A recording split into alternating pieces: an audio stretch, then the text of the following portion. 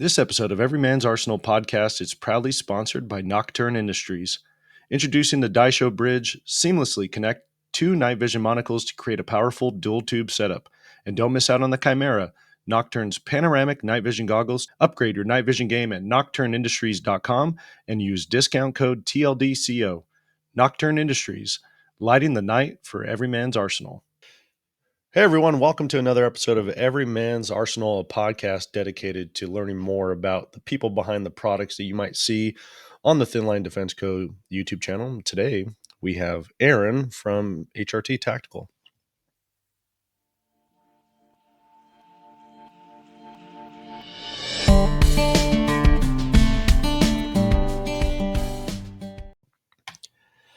Aaron, what's up, man? How you doing? Doing good. Appreciate you taking some time and spending it with me and our viewers / listeners. I know we've kind of, I don't know if you've ever seen it, but we have our ad read for HRT on our live chats, and that's where people that watch our live chats may have seen you before, because I pulled some HRT footage on YouTube for that ad read. But for those that may not have seen you before or don't know a lot about you, can you talk a little bit about your background and you yourself kind of being brought up in this gear industry? Yeah. So for me, getting into the HRT side was interesting. It was right place, right time. Just the guy that happened to luck out. We were looking for the company was looking for somebody that could work with the media, could get in front of the camera, knew how to handle a weapon. I've never been a door kicker. That's never been a part of my background. But I was shooting competitively at the time and could run a gun pretty well. And so I got associated and started working with the company. And then once the foot's in the door, there's some things where you just get bit and you get bit hard and you just can't walk away. And Okay. so ever since that, I've been with HRT, been a part of it, and enjoyed the taking a concept of a product and this I think will fill a niche and walking it through from design to testing and getting on the market, and for the most part watching them be successful. So but yeah, my background with the company, right place, right time. Um, in the industry wise, competition shooting is where I started a lot of my time with the firearms side of the house. We had several local PD that would come out and shoot with us, and buddy of mine from the church, local SWAT officer, spend time shooting with them. And it's been neat over the years to kind of reconnect with them and, hey, we've got this product, hey, we've got this piece. So people I got to know 15 years ago when I started, geez, showing age here, it's probably longer than it's more like 20 years when I started shooting with these guys. But now we're throwing product their way and they're appreciative of it. And so, Yeah, it's kind of interesting when you just kind of a sidetrack. We had some friends over for dinner, and I said something to the effect of like, yeah, my wife and I have been married for 2 decades. My wife, in the middle of this conversation, goes, "No, we haven't." And I was like, "Next month will be 19 years. Like, you squint, and that's 2 decades." yeah. It's kind of crazy to me, being a prior military guy. Thinking like, man, the people that are joining the military right now were born in the 2000s, and that's kind of like mind-boggling to me. Like, I don't have a lot of those instances where I feel old, but that's one where I kind of have to take a step back and, oh yeah, I'm not as young as I thought I was. As much as I would love to, and I've made the comments about yeah, these kids these days, and like they seem like kids. I'm getting gray. Things are I know. that three-letter word we don't talk about. I get it, man. Like, I'm dealing with my oldest is going to get her license tomorrow. She'll be 16 tomorrow, and Wow, she has plans to conquer the world already. Um, good for so her. I Keep that ambition going. Oh yeah. She is definitely ambitious. If she's watching this, she's gonna laugh that I even mentioned her, but very ambitious, has a lot of plans. Um, I'm curious though, because you mentioned competition shooting, and so being in the right place at the right time, like does competition shooting having that background affect what you do with the design process? And I don't even know if you how much you're involved in the design process at HRT, but does that play a part in the design process, your background in competition shooting? For me, I look at it as a place to test some of the gear. I mean, there's tons of different styles of competition shooting. You've got your more of your speed gun types, your USPSA and so forth, the 3 gun. I got sucked into the running guns, which is 5K, 10K, 15K events where there's really no um, divisions. You can run whatever you want. You're hauling it for the entire duration, and there's going to be 4 to 7 shooting stages across this run course. And so a lot of the gear that we see used is things that you would see in kind of a recce style setup. Someone that's got to move light, got to move fast, needs a certain amount of gear with them. And there's several of these events when we released the arc belt. Before we came out with it, that thing was cutting its teeth at several run and gun events, through the mud, through there's one of them where there's even a pond. You're going through it, guns, Oh gear, wow. everything completely soaked. And for many years, having run traditional, more thick nylon webbing belts, they absorb a little bit of water. And the arc belt being primarily Tegris, several times, running that event, there's no weight, there's no buildup. There's as things get wet, they typically get watered down. Yeah. Um, but some of our arc belt, the pistol pouches, none of that stuff was. And so, does the shooting competition feed into the R&D? Not really, because a lot of our stuff is trying to be more tailored towards somebody that would be putting it through use or a grab and go scenario. But it's a great place for it to cut its teeth to make sure we set out for this product to function a certain way. Did we succeed? Yeah. So, um, and you mentioned the military before, and I did my 4 years in the Air Force. Not anything running a gun or anything like that. That's all been on the personal side. Hmm. But some of our contacts there, and um, family and so forth that are in. Hey, here's some prototype gear. Let me know what you think of this. We've put it through Yeah. our paces internally, but before we release it, before it's out on the street, hey, is this something that fits a bill for you? That is something that this is working pretty well. So Yeah, I'm curious too. I mean, we kind of joke about it on the channel. There's some folks that put a lot of weight or a lot of thought into how much water some gear would absorb, and that's like a test standard that they have. Um, and we're always joking on the channel, like, yeah, don't you shouldn't go swimming with your plate carrier or with your belt. But I haven't thought about these long distance competitions. That's not something I'm super familiar with. I've heard of like tactical games before. Is that similar to well, what you're talking about? tactical games, I've never done one. So there's Okay. my caveat. But I've looked into them, and I kind of personally kind of stepped away from it, and just went, it's not something that I want to do. Tactical games, they want your heart rate up. They want you to be physically exhausted. And from the guys that have done it, they've come back and said, you're completely smoked. You're Okay. trying to make simple shots with your firearm, and you are so exhausted, you're failing to even grip the gun properly. But to get you to that level of fatigue, you know, go go rep, go rep, go rep the bench press, go rep squats, 60 times. Yeah. And that's not something that I personally want to do. Proving grounds was they're not a run and gun necessarily. They are more fitness in the style of tactical games. But Proving Grounds took a more tactical approach, less game approach. And so they're going to try and run you through some scenarios, but they're still going to do everything they can to get your heart rate up. Hmm. Um, but that's not the 5K, 10K, that long distance running stuff. Yeah. Those things, the ones that I've enjoyed the most, and if for anyone that's looking to try them out on the East Coast specifically, the Guardian run and gun, If you can get into that one, it's only a 5K, but that is some brutal terrain out in Kentucky. And then Legion out in Tennessee.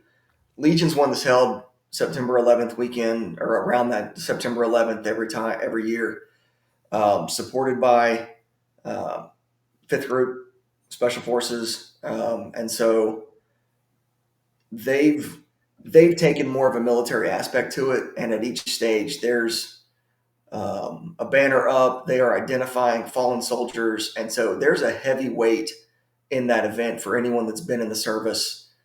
Now they've started bringing out dog tags, and so Oh wow. they're handing out dog tags of fallen soldiers, and you're running with that dog tag, Okay. and it's a heavy event.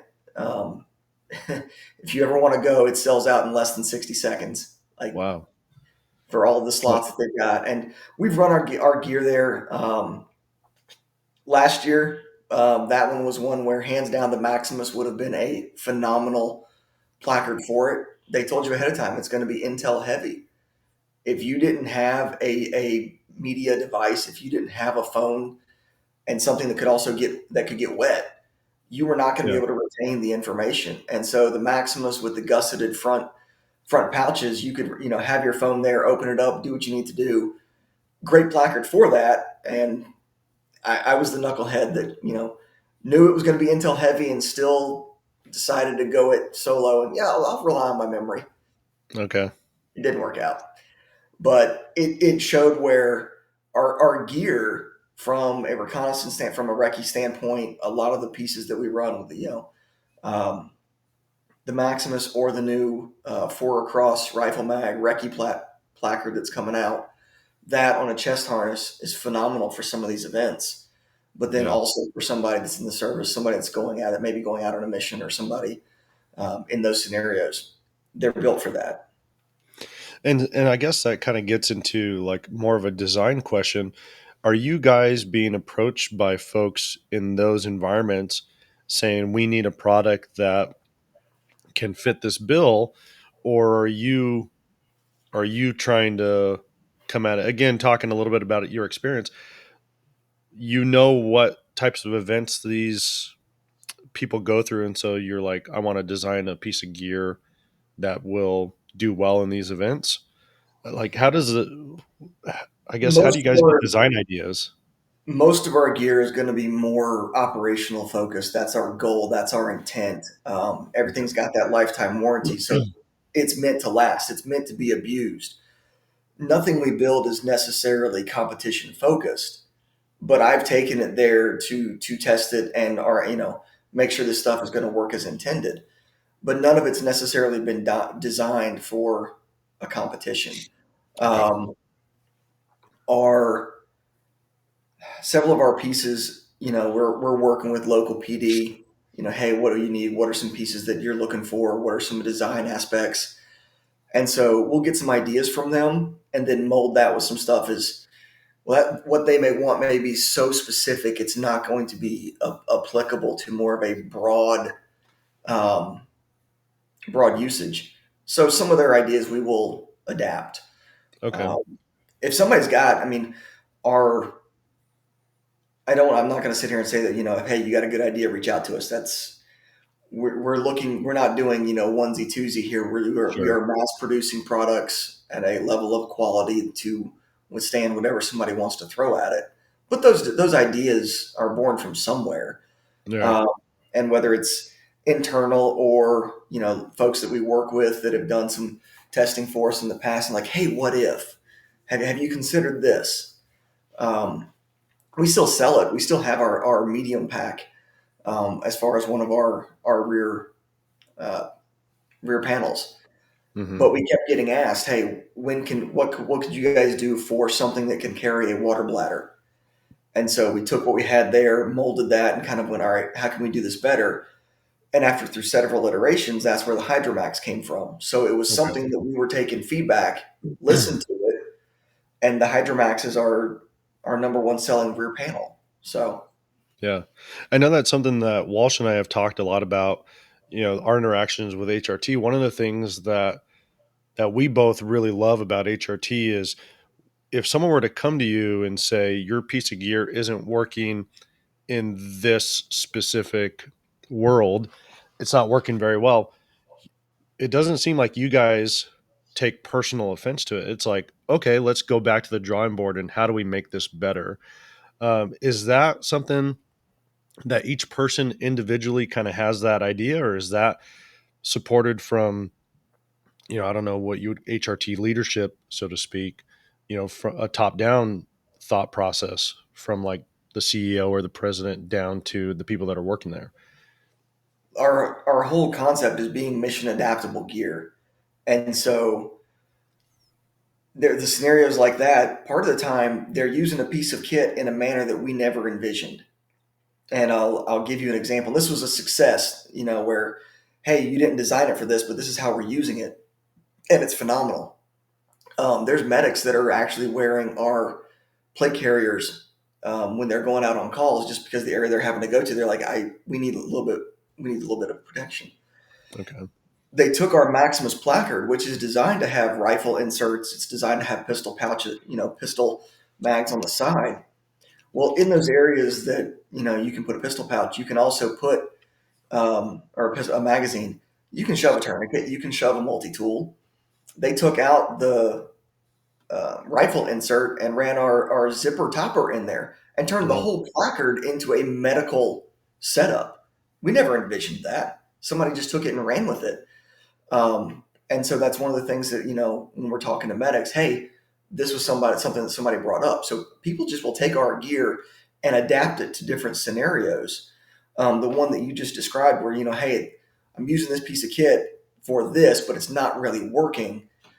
Sometimes it was never designed to do that. Yeah. But at the same time, we're going to listen, because if it's a scenario, if it's something where actually we could modify this pretty easily and come out with a whole new piece of gear, we're going to listen. We definitely do take that adaptable gear concept to heart. That's kind of what we're set out to do. And we say that, and we do like that our gear gives people that freedom, that adaptability. But at the same time, our number one sellers, both for the front placards and the rear panel, are the ones that are essentially kind of that all-in wonder piece of gear, the Maximus and then the Hydromax. So Yeah. sure, you can swap out, you can do all the other things, but there was a lot of time, effort, and thought put into those two pieces, and there's a reason they're the number one sellers for us. Yeah. I love my Maximus placard. It's something that, being able to use it as a chest rig, being able to incorporate it into a plate carrier, it fills all the roles that I need. And it's kind of cool that, again, kind of going back to this, at least what I've seen as a consumer, um, that you guys don't take offense to something. It's more of like the fact that this medic comes to you and they're telling you we're using this product not as it's intended. It's, instead of like how dare you, it's more of a pat on the back. Hey, good job. We're going to take that idea, we're going to share it with other medics that we come into contact with. And that mentality is I think why I have fallen in love with HRT as a company, but also I think why a lot of consumers like going to you guys as well. Why you see something like the Maximus placard being a great seller. What would you say then?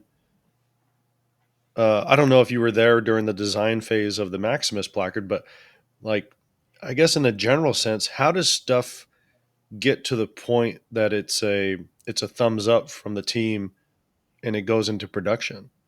What does it take to get to that point? So the Maximus was there. I was done before I got there. Some of the pieces, it's trial and error. We know we have an idea of what we want this piece of gear to accomplish, but you can do that in multiple ways. Which one's going to work best? In some way, the only way to do it is to produce several different versions and go from there. Oh, The okay. Hydromax was one of those, and um, we'll take. Um, we've got folks on the team that have been law enforcement. We've got folks that are former military, and so from their former use or how they envision, folks on the teams using it now. They'll give their input, and we'll try and shape the gear accordingly. But then when you get past that internal testing, that internal design, is this checking our boxes? Then we're going to reach out to kind of some of our friends on the local forces and kind of go, all right, hey, if you can start running this, we've put it through our own testing. We know it holds up. It's checking the boxes that we set out to check, but in your actual, operational lifestyle, when you're actually on a call and you've got to grab your gear, is it still performing the way that we envisioned it? And so that's where, the T&E, not just from internal, will it hold up, but is it doing what we set out to do in the field type of thing? Yeah. And that's, invaluable feedback.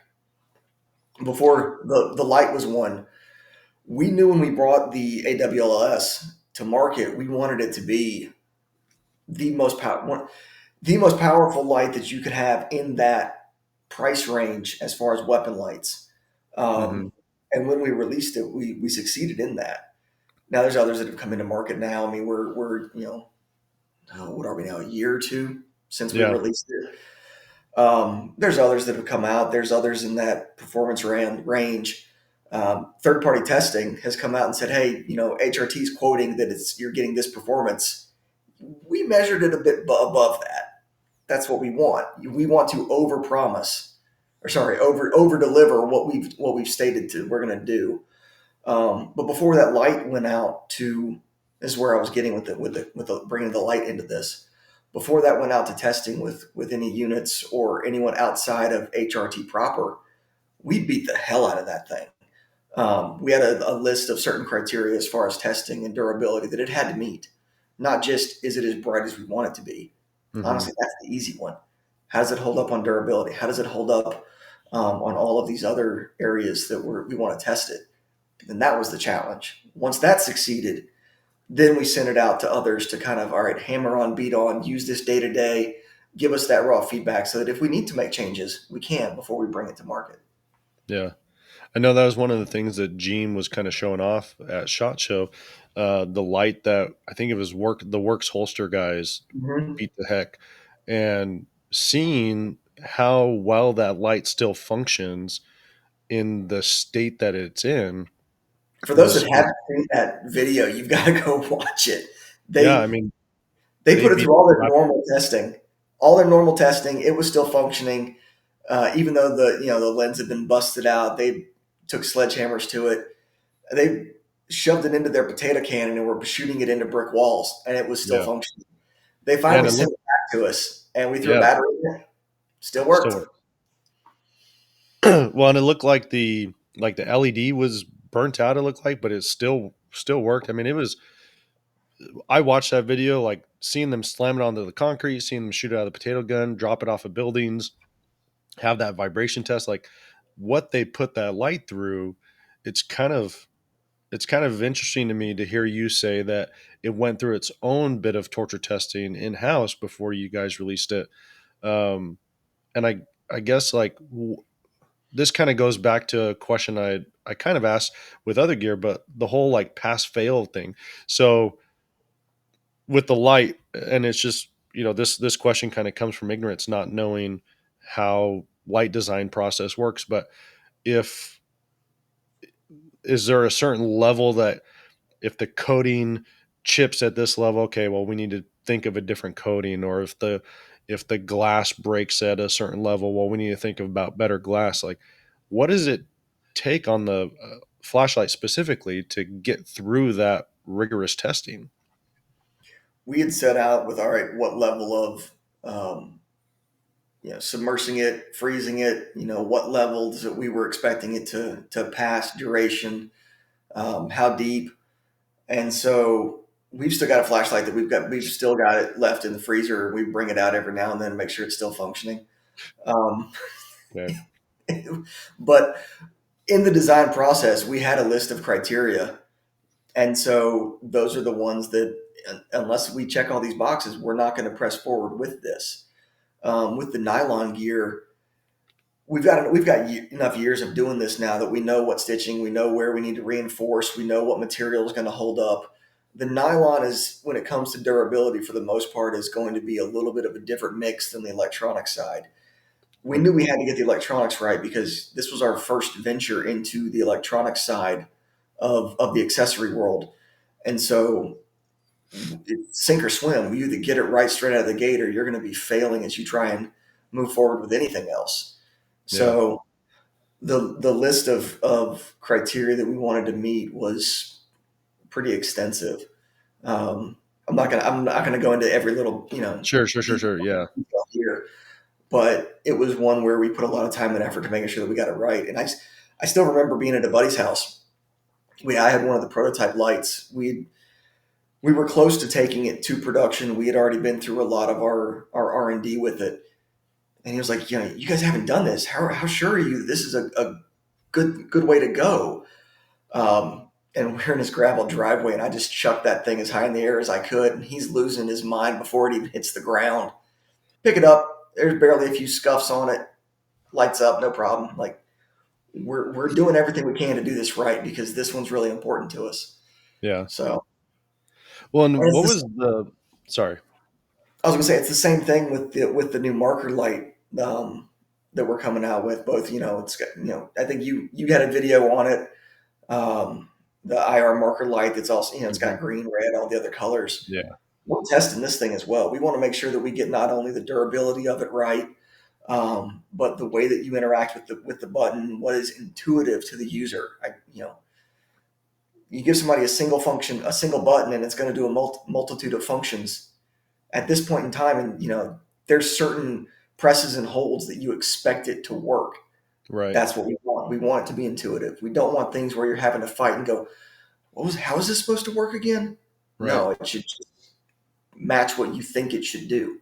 So that one's going to get the same level of testing. We're going to go through a beat on it and make sure that everything holds up. And even our electronics, they're covered with lifetime warranty. Yeah. And it's, for me, I think the interesting piece is there's not a lot of nylon companies, and I'm kind of grouping you guys into that. Not a lot of nylon companies I know of that are branching out of that and getting into electronics. And then there was some spoiler for those that haven't seen our shot show content. The slide that you guys are showing off, I understand that that's kind of concept. It's not a for sure thing, but Yeah. this type of branching out, is that something that the team, you feel like, hey, we got a good grasp on the nylon side. What else can we do? Yeah, absolutely. We're looking at other markets as far as um, some that's not necessarily been our traditional foothold or anything that we've even branched into before, but we've used other pieces of gear, and that's how we started with the gear industry. HRT back in the day was a training company, and we were using other people's kit, other people's gear, and having struggles with it, and realized we can do this better. We know what the market needs. We know what the industry needs. So let's do a better job of designing, building, and backing these products. Well, we're seeing that in other markets as well, in other areas of the industry. So why not take what was our core foundation of the company of, we see a problem, we think we can do it better, let's go for it. So why stop at nylon? That's what got us into the light. That's what got us into the IR marker. It's, we're going to continue to look for those areas where, okay, we see some problems that are out there and we think we can do this a little bit better. Well, and I love that attitude as well, because it's not like, again, I think this kind of goes back to the company as a whole, and not working there. I don't know, so I'm kind of making some assumptions, but I see HRT as not the type to point a finger and say, you guys suck, we can do it better. It's more of like, hey, you've done some good work, but we think we can take it the extra mile. Yes. So if we see, it's not just somebody did, they only made it halfway through and we think there's further iterations to go. Um, I mean, that's all over the industry right now. I mean, Yeah. I hate to say that it seems like there's only so far we can take some of this stuff, and um, I mean, lights being one of them. How much power and how much output can we pull from just a 18650 battery or an 18350? I Sure. mean, it's very impressive with where we have gone over.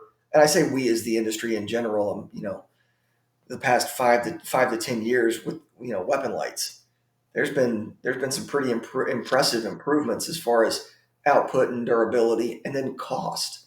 Yeah. Um, you know, so looking at that and then applying it to other areas, we've been a nylon company for a long time, and now we've got some electronics, and then also all of the metal production that goes along with that, making the light body and whatnot. So there's other aspects.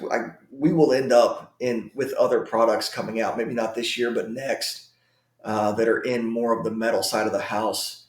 We're heavily looking into it. What products is Hmm. it going to be? Depends on where we look at it and go, look, we can make some generational leaps in where we see this accessory or this need. Um, I mean, there's lots of companies that are doing that right now. I mean, I could sit here and name drop a bunch of them. Ones that I've been buying from. You guys Yeah. really are a good bang for the buck, and I hate we've got some options. The LBAC carrier being one of them. I mean, it's an expensive carrier, but a lot of time and research and went into that. A lot of material as well. It's a complicated you know carrier to put together. Right. But at the same time, we've also got other options that are more budget friendly for consumers, for people that are looking for a product to know, excuse me, I can trust this. It's worth my money. It's worth the time, and that I'm the time that it took me to earn those dollars, and I'm going to go buy this HRT product. We want you to step back and go, that was worth it.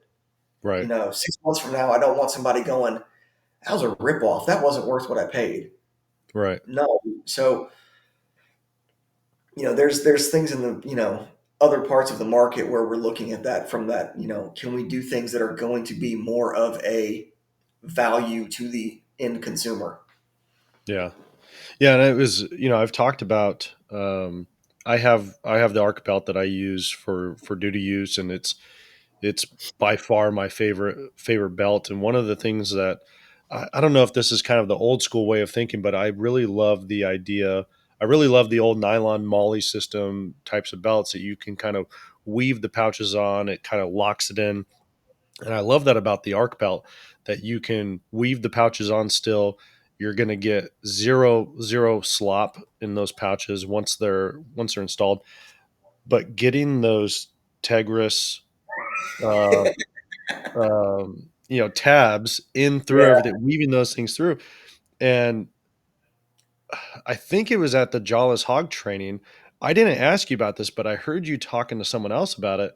Something about using a zip tie. You put a zip tie through, and that gives you the leverage to really pull it through the weaving portion. So, and we've got the videos out there on how to do this, and Okay. I laugh because those things are. I'm not going to sit here and say it's easy to put those things together. They're not. They're a pain in the butt.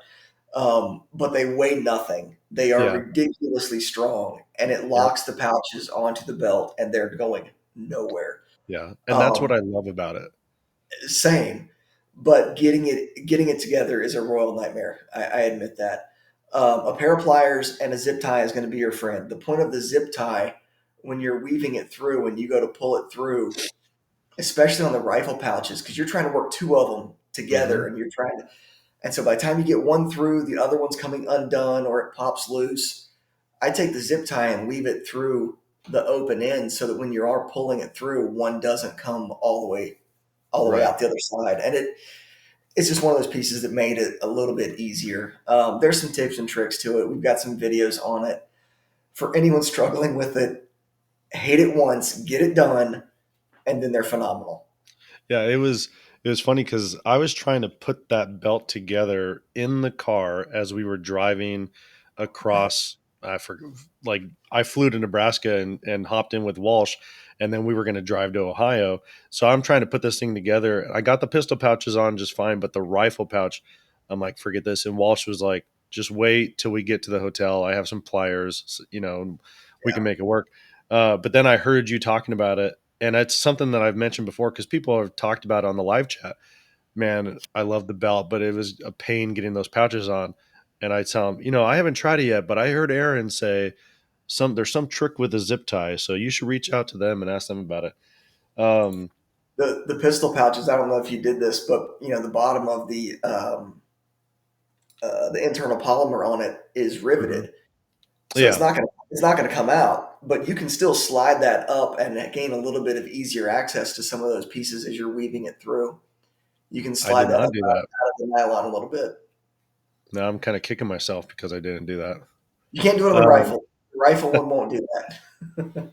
Now I'm curious. One of the things that you were just talking about, um, I mean, you guys use Tegris and you kind of use new material when it comes out.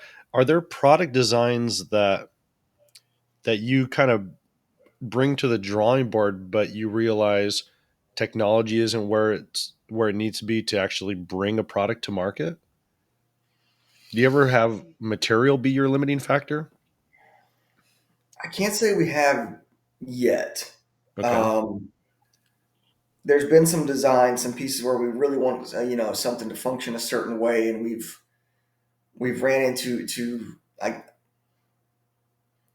I wouldn't say technology. I would say some of the limits is trying to make a piece of gear that is going to be an all in one solution, right? Okay. I don't think technology is not the limit, but I will use our pistol pouches as an example.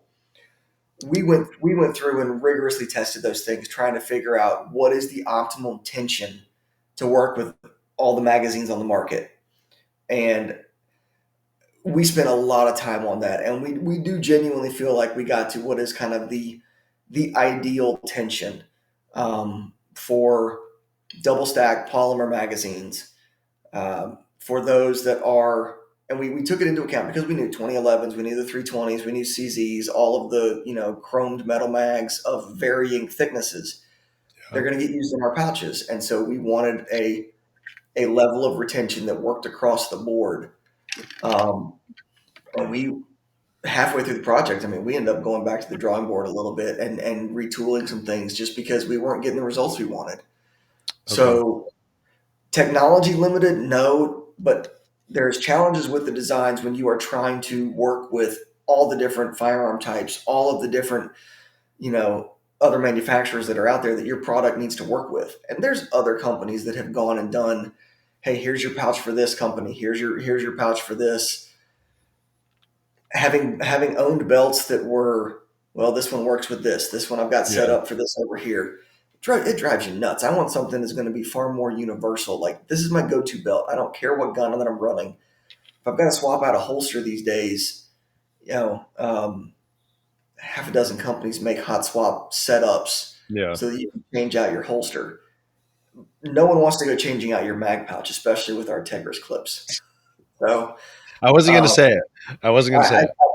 I know, but we wanted something that was going to be as universally working with all the different weapon system, with all the pistol weapon systems out there that we could. And we finally got to the place where we were happy with it.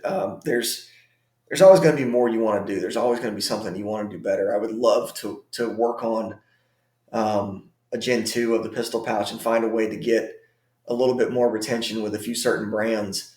Um, but that's down the line. I mean, right now Mhm. we're going after what is the largest um, footprint in the market, which was the double stack polymer magazines. Yeah. So Yeah, that makes sense. I'm curious, kind of shifting focus away from, I guess HRT and more you as an individual. Like, what's the motivation that you have with when it comes to the design process of products? Why do you do what you do? biggest one for me probably is functionality. It's got to work. It's got to be able to hold up. I had some design input with the Hydromax. Had a lot with the dump pouch, and on the dump pouch there was a lot of pieces that we wanted from a cosmetic standpoint. And so that was one that I can say that it's a simple product. Dump pouches are not groundbreaking necessarily. Why would you buy one company over another?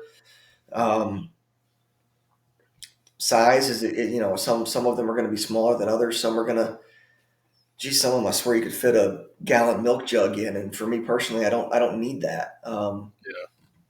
So, but one thing that we wanted was durability and simplicity of manufacturing because that's what's going to keep our cost to the customers lower. So, with our entire ARC line, it's all laser cut Cordura.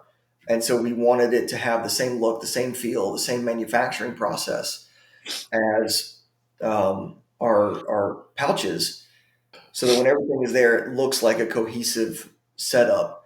But then we had to have that durability. We went through a couple different, um, I don't want to say design, but selections as far as what material do we want the inner bag to be. Is something going? Hey, it may look great, maybe lightweight. It might water if you're stuck in the rain, it's not going to retain anything. It may check all those boxes, but if after a year of use it's shredded, we can't have Yeah. that. So functionality is really one of the major driving points for us and for me personally. Stuff's got to work, and Yeah. it's got to work for the duration that you're going to own that product. I I think it's a very interesting thing, especially in I feel like today's day and age, building stuff to last doesn't seem to be a priority for a lot of people anymore. Something breaks, buy a new I one. know. I know. Yeah, instead of trying to fix it. I feel like we as a society have kind of gotten away from that. So it's really cool to hear a company and the people at that company that have that focus. Like, yeah, we want to build something that's going to last, and if it does break, we're going to take care of you. Is That's that sorry? Go ahead. Go I ahead. was going to say, is that something that's preached from the top down at the company? Oh yeah, absolutely. I mean, Okay. it's across the board. We want our products to last. That's why there's the lifetime warranty there. Um, it, you could say it's a bad business. It's a poor business decision to build something that's going to last for somebody's lifetime of beating on a piece of gear. You lose your repeat business. We know that, Yeah. but that's the right thing to do for a customer. I don't expect this gear to be falling apart after 2 years of it bouncing around in a patrol trunk. Yeah. Thankfully, that officer never had to use it, and it's just rattling around in there. That carrier had better hold up, but it better be in the same condition. Or if somebody's, they don't like what they're issued, and so they're buying our carrier, and that's what they're wearing day to day while they're in the service, it better hold up. I When pieces do come in from hard use and we see problems, Yeah. we're going to replace it. We're going to send a replacement to the customer, but then well, what's the driving force of wanting that product back? It's so we can fix it, so we can know, is there a weak point? Where is it? We're going to make a new version. We're going to make sure that we get that resolved. Um, and sure, there's some scenarios where it's just a one way that one person was routinely doing something. Okay, if that's not a major design flaw, we'll replace it again if we have to. Um, but we've got tons of pieces of kit that I've taken to going back to the competitions Yeah. in those in 10 or 15K events. The amount of wear and tear that I can throw on some of this kit is going to exceed what some people will do in a year. Yeah. um, and so we've got one of our guys that we like to throw some gear at for testing. I think he's got the most beat up set of pistol pouches I have ever seen, and they're still functioning just fine. So that's what we want. That's what we want. That's the feedback that we want. We want to see this stuff used, and we want to know that it's holding up. Yeah. Well, I love that again, that mentality of doing right by the customers. Um, and I think, at least from my experience on the consumer side of it, I I have that type of experience with a company, and it's I want to go back to that company, right? So I have your full belt set up, and I know I've seen some pictures, or you guys had it at Shot Show, the med pouch. Yeah, And so I haven't bought a med pouch for my arc belt because I want yours. I want the HRT one. So I do still think that you have that um, attraction to consumers because of what you offer. Now, I may want to buy a second belt and kit it all out with HRT stuff. But I see what you're saying. Like, if you really are designing a product that's going to last a person's lifetime, how are you able to stay in business that way? And I just think the customer service that you guys bring to the table is second to none.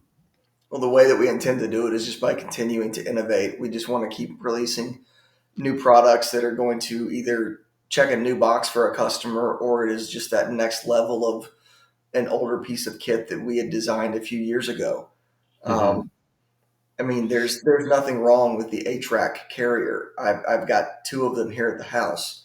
One of them, I've put more miles on that thing than probably anybody I know. It's set up with my level 4 steel plates. It's my workout carrier. Okay. And so, that HRAC has got, for the entire life that I've had it, and geez, how many years is that now that the thing's been put to use? We've never seen anything other than 20 pounds of steel in it. And Okay. so all the seams are fine. It's got no problems. It's been through the mud and the muck and everything. But then we've got our LBAC, which is a more comfortable carrier. It's going to be. It's got an internal chassis system. It's meant to carry and distribute the weight on the body different. Yeah. The price points are not comparable. Like, that's what you're paying for. Is that comfort? Is that um, Load bearing. load bearing aspect of that carrier? But so we're gonna our business model is, you may buy something, and it's gonna last you, period. But we also want to keep innovating so that, ooh, I may be at a different point in my life, and now I have a different reason to actually spend and get that next level piece that when I started Yeah. off didn't make sense. Yeah. So we still want to do right by the customer, but we still want you coming back for better gear, coming back for the customer support. I mean, I'm on the customer service side. It's another one of the pieces of HRT that I work as, in addition to some of the testing and a little bit of the design sprinkled in. But on the customer service side, I can't tell you how many times we've gotten emails and feedback of just, you guys have been over backwards. You did right by me. Something went wrong. We didn't get it in time for this, that, or the other, and we're doing right by the customer. And it forms loyalty. It forms a connection, and that's what we want. Yeah. Including throwing caramels in with shipping orders. So it's funny you mentioned that. I kid you not. I'm not going to throw out his last name, but Cody, if you are watching this, I'm calling out your feedback that you sent me today. I got an email today that said, hey, I don't know if your shipping department's lacking or what, but I was getting warheads and everything else, and I never would have tried a purple one except you guys sent me one, and I got nothing on my last on my last order. And so I took that and just for fun forwarded it to our shipping guys and was like, hey, step up that candy stash. We got to keep Yeah, this yeah, going. yeah. That's awesome, man. Well, Yeah. Aaron, I don't have any other questions for you, man. I really appreciate the time that you've gave me and our listeners and our viewers. I know you guys are on social media, but can you drop where people can find more about HRT Tactical? Yeah, HRT Tactical Gear. You can hit us on Instagram. You can find us on Facebook. We're on YouTube. We're going to be coming out with we're going to be releasing here soon a new kind of a podcast style interview series of our own. We're going to be reaching out to some local law enforcement, people in the training side of the world, training side of things, also influencers and industry. We want to talk to folks that are in the, not just from the firearms, but other gear and so forth. And so getting their take on how their company's formed, what is the driving force behind what they're doing and why. We've got several of them lined up. I don't want to go dropping companies right now or YouTube Yeah. channels that we're going to be talking to, but keep an eye on the socials for all of that. That's going to be hitting YouTube. We're going to be hitting little, shorts on Instagram. So from the media side, we've got a lot more things coming down the pipe for 2024. Awesome, man. Again, I appreciate your time. And Absolutely. that's it Thanks for the invite. for, yeah, man. That's it for us. And this episode of Everyman's Arsenal. We'll catch you guys next time. Cheers.